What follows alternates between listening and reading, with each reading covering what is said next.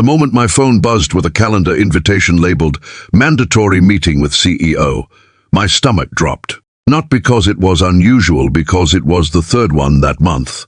For nearly a year, I had worked at a growing technology company in Seattle, Washington. I loved my job.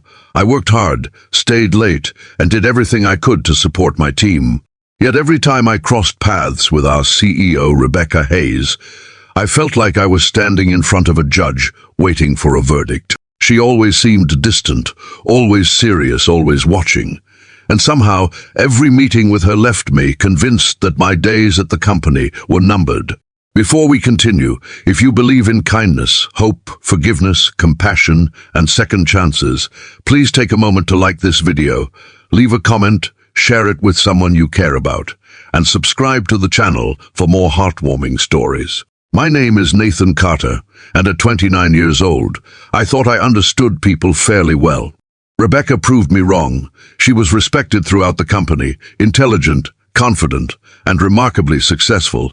She had built the business from a small startup into a national brand. Employees admired her leadership, but very few truly knew her. Every time she called me into her office, she would ask detailed questions about my projects.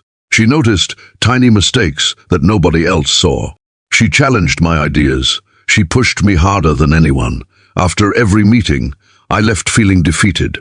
Meanwhile, my co-workers seemed to glide through their interactions with her effortlessly. The contrast ate away at me. I started losing sleep. I replayed conversations in my head during long drives home. What was I doing wrong? Why was she always focused on me?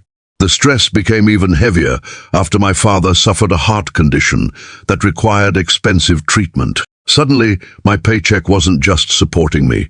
It was helping my family survive. The possibility of losing my job terrified me. One rainy Thursday evening, after nearly everyone had gone home, I was still sitting at my desk trying to finish a proposal. The office floor was quiet, except for the hum of computers.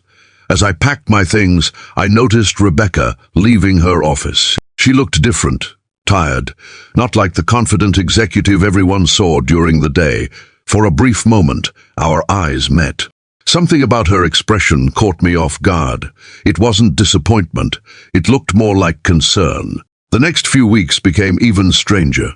I received opportunities that nobody at my level usually received. Important presentations, leadership training, direct involvement in high-profile projects.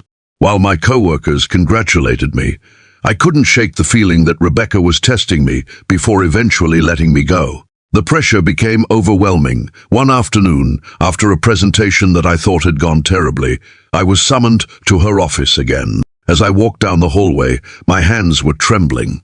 I was certain this was it, the end. The large glass office overlooked Seattle's skyline.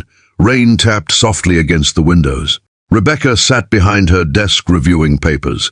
For several seconds, neither of us spoke. Then she surprised me. She thanked me, not for one project, for everything.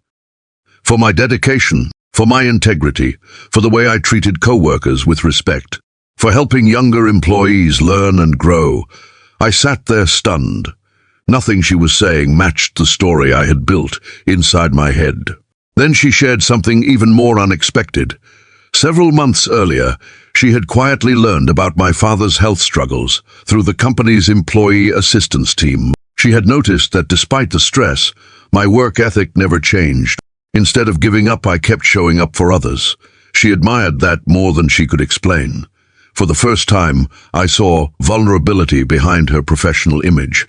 She admitted that she often challenged people she believed had extraordinary potential, not because she wanted them to fail, because she wanted them to see strengths they didn't recognize in themselves.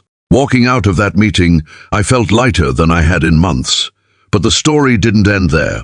Over the following months, our professional relationship slowly transformed into something warmer. We spoke more often. We shared stories about our families.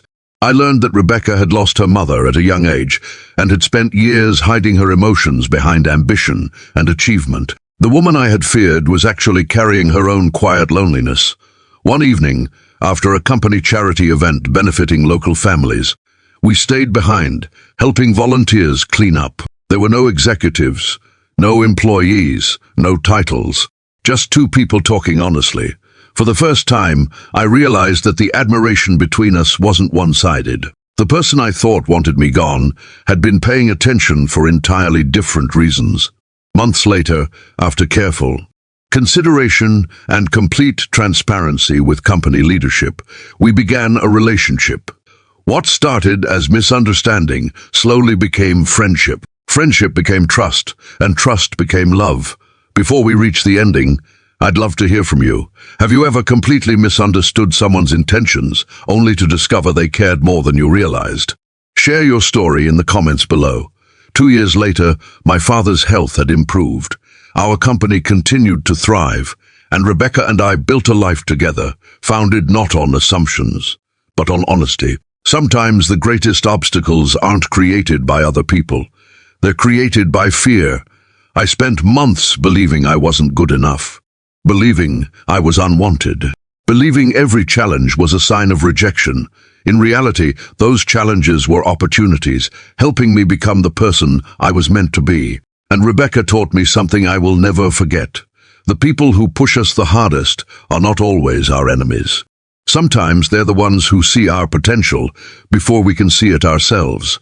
If this story touched your heart, inspired you, or reminded you to look beyond first impressions, please support the video with a like, leave a heartfelt comment, and share it with someone who needs a reminder that hope and understanding can change a life. Because sometimes, the story we fear the most turns out to be the beginning of something beautiful.